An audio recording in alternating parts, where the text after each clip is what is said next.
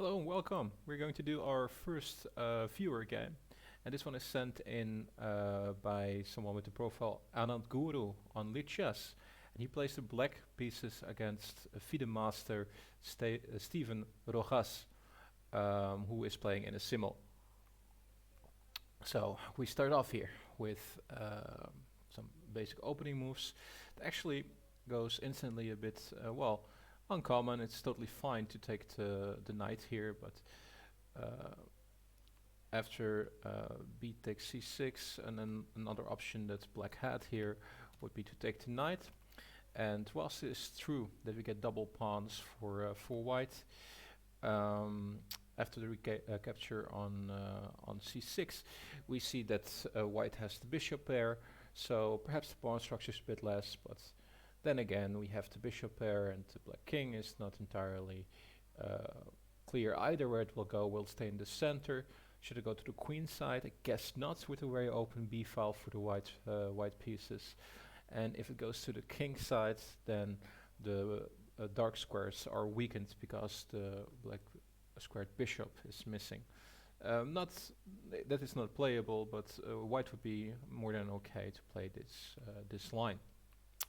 Black, however, goes for b takes, and now we get a very slow move, to be honest. Bishop d2. G3 is an option, perhaps also doesn't look so fast, but the slight problem I have with bishop d2 is that it just doesn't do much. It's a very slow move. It allows black to do everything. I mean, black can put the queen on c7. It can take control of the b file for now. It can decide to develop its knight and castle instantly. So it's not much that white is preventing black to do. If white would at least play bishop to f4, it would take a bit control of the b file now. It slides into the position, and it might force like a sequence like d6, and then white can follow up with g3 and put its light squared bishop on g2 itself to create some strong play on the queen side. Not that it is a mistake, bishop d2. It just allows black to do many things, whilst white doesn't need to be so compliant at this stage. Then we continue with e6, which is also a bit of a unclear move. If you play e6, the first thing I think you want to do is play d5, because you are supporting d5. And as white, you can just now play e4. And after you play e4, preventing d5 for now, you can think of building up on the d file and getting strong play there. d6 clearly is weak, so you might have quite some good play actually as white. Alternative again is to play g3, then allow d5, and then again come with bishop g2, which is okay play, but prefer myself e4. Rojas did not prefer e4. He decided to move queen c2. And as mentioned, I have to say it was a simul, so probably he wasn't giving it full attention. I guess he was trying to prevent anything sharp or calculating too much in the first few moves. Now, yeah, d5 comes, and now c takes and c takes. You can actually like poke a bit with knight b5, but e3 is totally fine. And it is clear what white's intentions are, right? E3 is stopping, of course, a further d4 for now, or if it comes, then we are prepared to take, and we want to develop potentially our bishop to b5. It's clearly eyeing on b5, so it's clear where white wants to play. And understanding that the move bishop to b7 that is played is not the most logical of moves. Knight to e7 makes sense, and that is because of all the colors you now see on the screen.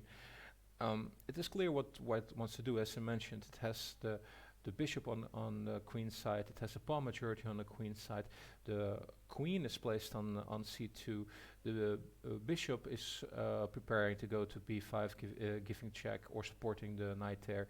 The rook on a1 is ready to go to b1 or to c1.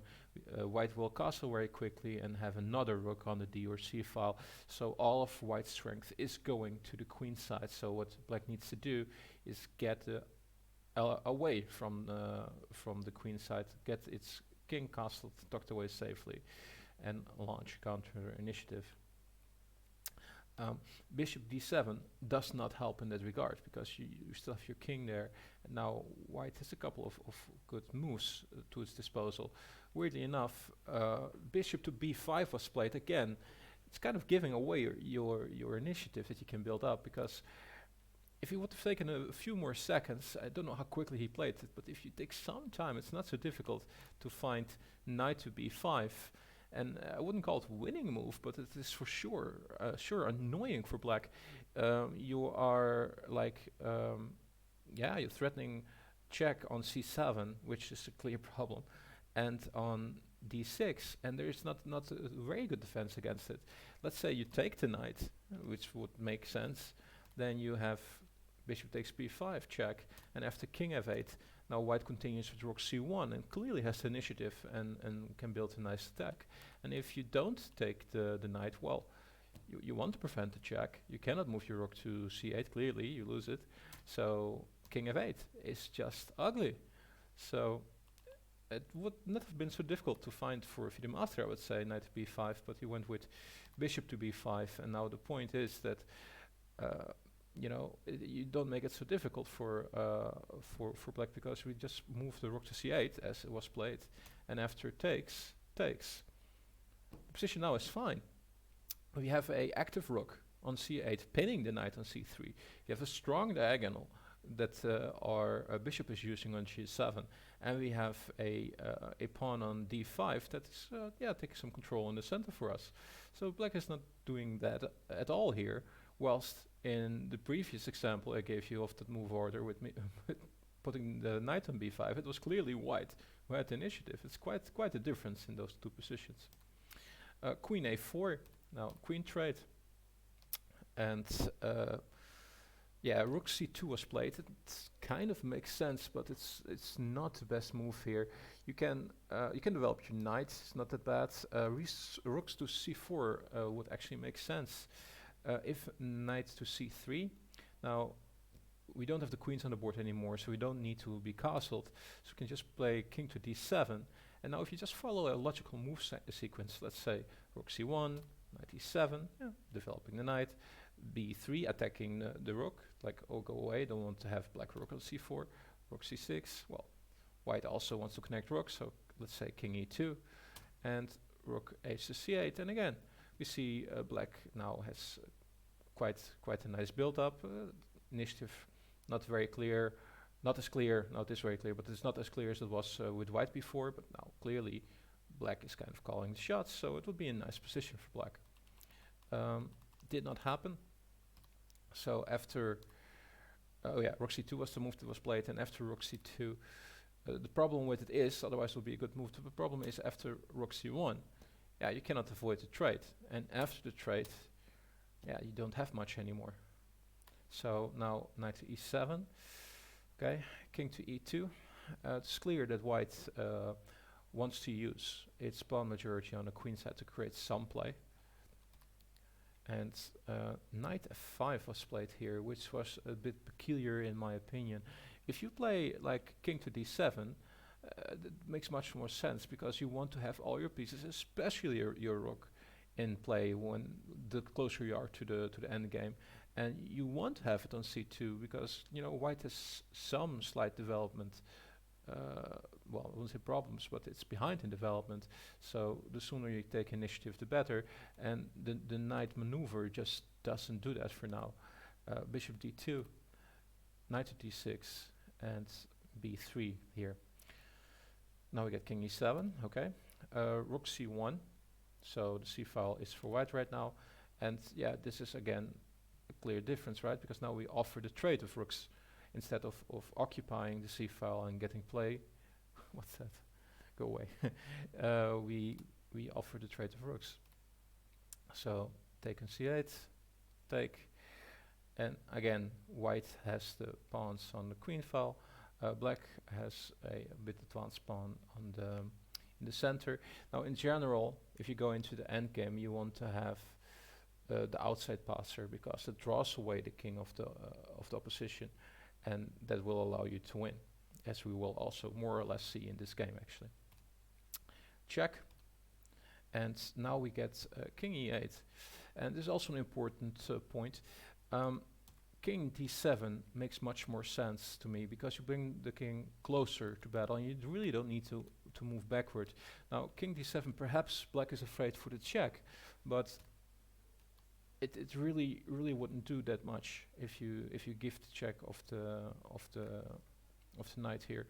Also, in an earlier position, you could see that if you go back there, I also want to show that if they have the knight maneuver that we were talking about earlier, if you would here play king d7 with the idea of moving the rook as a set, then white can here also play the check. So knight c5 check, and perhaps that's why I didn't move. But then you have king d6, and it puts your king just in a better position. If white now continues, we get like knight to b7 check, king c6, knight a5 check, king b5, and it is just a very active king now, a fighting piece, and that's what you want. And after, let's say, we defend, and still we go here, and white has some issues. We can now, for example, not just move the rook to c1, because we will just take, and then you lose your knight. So it's just a couple of problems you get. And yes, the pawn on b2 is on pre as well. So just to show a couple of issues you had there. So to go back to our current position, the rook trade we had, and here we moved king to e8, and for the same reason here, just move king to d7 is just much better. So king e8, bishop to c3, offering the trade to bishop, and actually it makes lots of sense considering the pawn structure. So white is happy to get the bishops off, and once again, the idea is the same as I mentioned a couple of times. 2 pawns, you want to create 1 passer, you want to draw the black king away, and then you want to win the endgame like that. King d7, king d3, king d6, check, king to c5, and knight to d4, knight d6. And here, it's an interesting move. Again, I would say white plays is quite well now. I highlighted the squares around the black king just to indicate the small amount of opportunities the black has there, and it's also very key. You want to limit your opponent's pieces to not be able to do many proper moves, so it's a very good build-up for white here, and also a5 makes sense. Now the knight goes to c2, following the plan of creating a passer, because b4 check is next, and after knight b5 we indeed get b4 check, and we have our passer created. Now king b6 would make sense, and yes, white has the passed pawn, and we need to play against that, which is annoying. King to c6 was played, and the problem with that is you have to check, and now the knights come off, and now it's king versus king, which can be very annoying if your opponent has the outside passed pawn. Here I absolutely expected the king to take. King takes d4 looks logical to my opinion, but he takes d4 was played by the FIDE master, and now we get king b5, king c3, and very sadly enough, king a4. Now the fun part is, it looks like a straightforward win, right? You have the outside passed pawn is white. You just want to push the black king back. You can give up your pawn and then win all the black pawns eventually. But what to do is black? Well, if you just go in defensive mode, you can forget it. I think black understood that with the move king a4, but it doesn't do what it should do. What you need to do, you need to try and create counterplay if you have that option. Black has an extra pawn on the king side and should try to create play with that.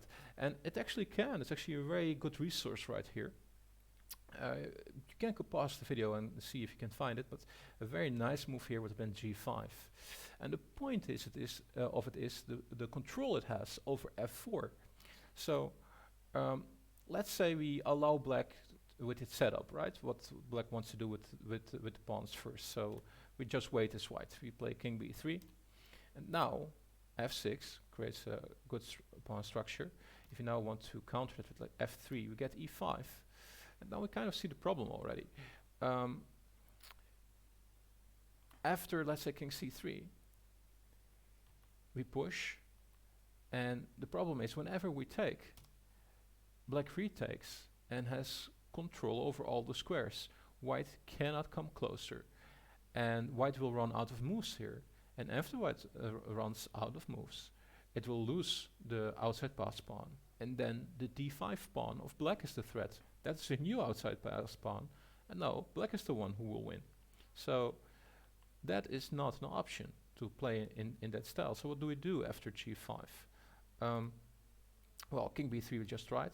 So let's say we try to counter that with g3, and yeah, take away the f4 control just to try something. Then g4 like stops both pawns. It stops f2 and it stops h2 in its tracks. Cannot go up ever. And this is also a very key principle that you see in many king and pawn endgames, where one pawn can freeze three of them. And this is just very, very deadly. The idea for black is also very clear. You want to play f6 and then follow up with e5 again for the same kind of problem I showed before. And yeah, what to do? If you play now king b3, we just continue, and you already saw this. It's the same style that will happen. So that's not an option. So okay, then we're going to give up our pawn, and we're going to try to play Pac-Man with the black pawns and eat them all. But then if we continue, and if we did the calculation properly, we'll see, then we just take the pawn. And after king e3, now we already see it, king lands on c3. And whenever the white king steps away, we eat the pawn on d4. And then the black pawn walks to the other side and becomes a queen. And there's not much that white can do to stop this. So g5 here, because of the control of f4 and because of the option of being able to play g4, would have been a key, defensive key move to try. But king a4 was played. And after king a4, we get f4 from white. King b5, again, you can try here f6, if nothing else. King to b5 is met by king to b3. And now, this is a bit what I meant before. King b6 is just not helping yourself. Again, try f6, but king b6, and you just get king a4. And now you get pushed away very, very slowly. f5 is a bit of a howler from a principal understanding of the pawn structure, to be honest. You are already lost, because a good principal move would have been a move like h6 here, but also that does not work. And that's because you get h4, and after you try to continue with f6, white just pushes b5, and there's not much you can do anymore. Let's say you try g5, then you get taken, and after takes, g4, and what to do? If you do e5, you just get taken, and now with d4 you won't make it, and as you see, you're stopped, and you cannot stop the white pawns anymore. So that's over. So that's really not an option. And if you try the other pawn move that you have at your disposal here, there will be e5, trying to make the break that way. That's met by f takes e5, and then after f5, yeah, the two pawns are just too much. You cannot stop them. King c7 is just met by boom, b6 check, and the fact that you cannot take the pawn, yeah, makes you realize that you resign. So that's why even the principal move h6 does not work. You're too late. But f5 is just a bit of a lack of understanding of the pawn structure, what you can do. So if you see all of it, then you should say, oh, I see all of it, so I can resign now. If you don't see all of it, then try a move like h6 would make total sense. Here white just plays g3, and after h6 you get h4 and h5, and now not a single break is possible anymore. b5, making the point clear in my opinion. King b7, king a5. We actually still get something interesting, so that's why I'm continuing this game for a bit. King a7, b6 check, all very logical. And after king c6, king c8, and this is actually interesting because we have, don't forget, a FIDE master playing the white pieces, and yet he chooses to play king d6. Now I don't know if that is because he wants to be sadistic and just slowly kill his opponent out of pure enjoyment, or More likely, perhaps, because he just missed b7 check. And the idea is very simple. I mean, you move your king. Well, if you go to d8, I don't think I have to explain what happens. And if you go to b8, it's even easier to win because you just play king to b6. No stalemate because you have to move a pawn. It doesn't really matter which one you move because after e5, well, we take. And yeah, of course you can continue moving your pawns, but the problem is that we promote with checkmate. Game over. That would have been a very principled way of finishing it and my preferred one, to be honest. But that did not happen, so I would call this a missed mating sequence. King d6, yeah, this is just totally over, so I'll just show you the moves that they still played. And after the white hunger was satisfied, this also doesn't really make sense. Why support for one more move? Perhaps it was pre-moved even. King e7 and check. And then here it was black that resigned. So after all, it was a bit of an interesting game. Not many tactical things happening here, but I would say quite some opportunities for both sides. A bit of a missed good continuation in the opening for both ends as well, for white and for black. At a certain moment, they both could go for the initiative. And in the end game, still a chance for black, although white had the outside pass pawn to get some play with g5. So thank you very much. If you yourself want one of your game analyzed, contact me. And if it's an interesting game and I have spare time, I'll be happy to show you on my channel. For now, thank you for watching. Have a great day. See you later. Bye bye.